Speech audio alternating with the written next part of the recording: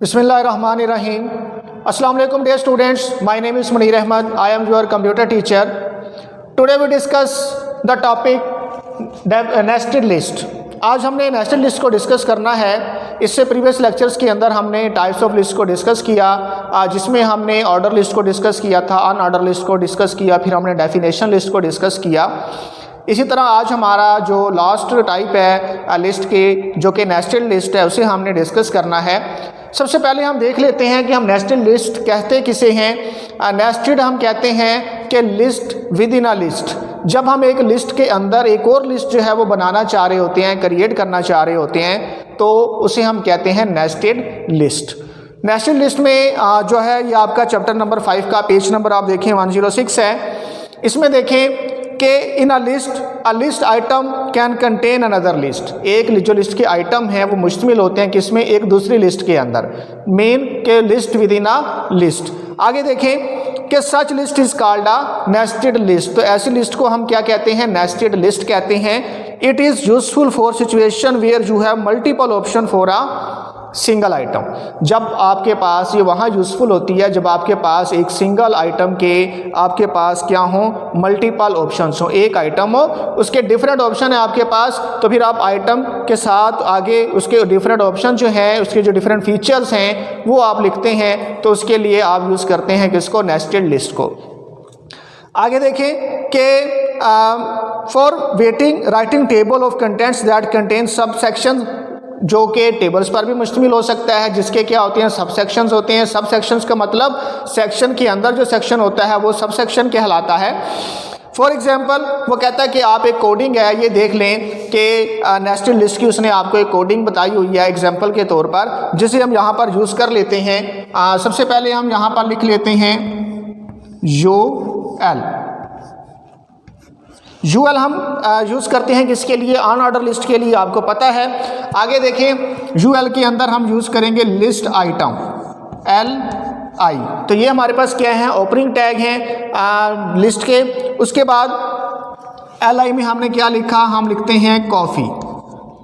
उसके बाद LI को हम कर देते हैं, इसके टैग को हम कर देते हैं क्लोज। उसके बाद इसी तरह आगे देखें, फिर हमारे पास LI का टैग है लिस्ट आइटम का, और इसके अंदर हमारे पास क्या है, T है, और उसके बाद इसके टैग को हमने क्लोज नहीं करना T के। उसके बाद हम क्या करेंगे, एक और अनऑर्डर लिस्ट लेंगे, अनऑर्डर लिस्ट। उसके अंदर हम क्या लिखेंगे, इसमें हम लिख लेते हैं कि LI टैग के अंदर, और यहाँ पर हम क्या करेंगे, ब्लैक कॉफ़ी,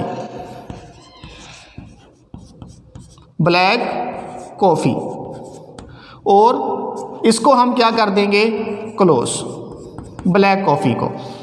इसी तरह नेक्स्ट हमारे पास क्या है, LI एक और लिस्ट आइटम है, क्या हमारे पास, ग्रीन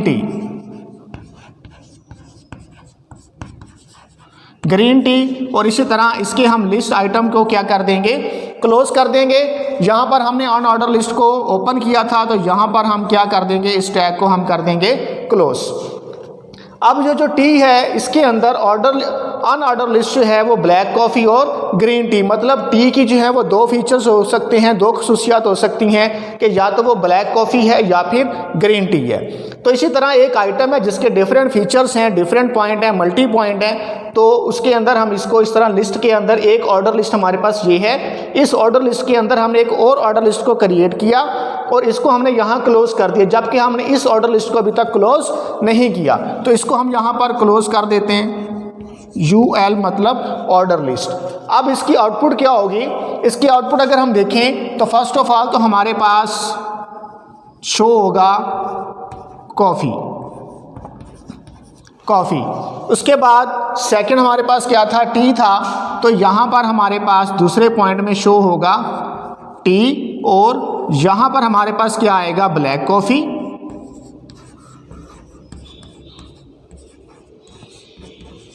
और इसी तरह सेकंड पॉइंट हमारे पास क्या है, ग्रीन टी।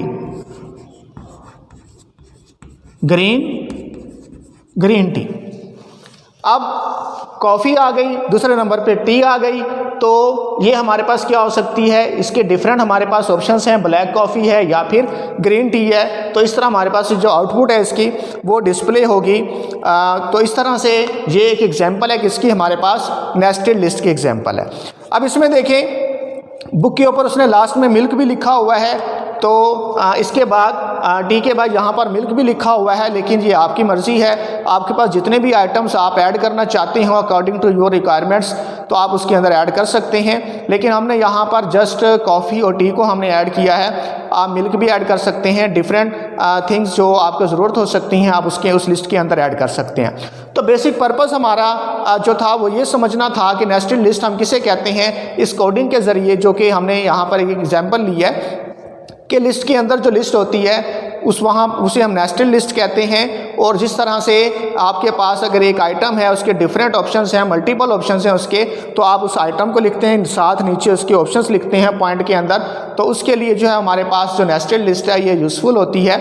तो ये हमारा जो आज का टॉपिक था वो नेस्टेड लिस्ट ही था, जो कि चैप्टर नंबर 5 का है। इसमें आपने क्वेश्चन लिखना है कि what is nested list, nested list होती क्या है। स्टार्ट से आपने इसको लिखना है, कहाँ तक ये आपने फर्स्ट लाइन ही लिखनी है। उसके बाद आपने सेकंड क्वेश्चन आपने लिखना है सेकंड लाइन के स्टार्ट पर कि what is the usage of nested list, इसके इस्तेमालात क्या हैं। तो फिर सेकंड लाइन से आपने थर्ड लाइन के आखिर तक लिखना है, सब सेक्शन तक, क्वेश्चन नंबर 2।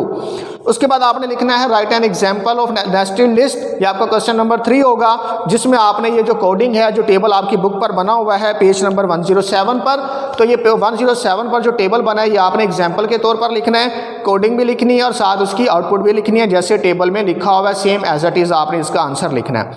ये 3 क्वेश्चन आपके एज अ शॉर्ट क्वेश्चन है जो कि आपने होमवर्क में लिखने हैं, होमवर्क की कॉपीज़ के ऊपर, और आपने ड्रॉप बॉक्स में डाल के जानी है अपनी कॉपीज़ तमाम बच्चों ने, ताकि आपका काम जो है वो साथ साथ डेली का डेली जो है वो चेक हो सके।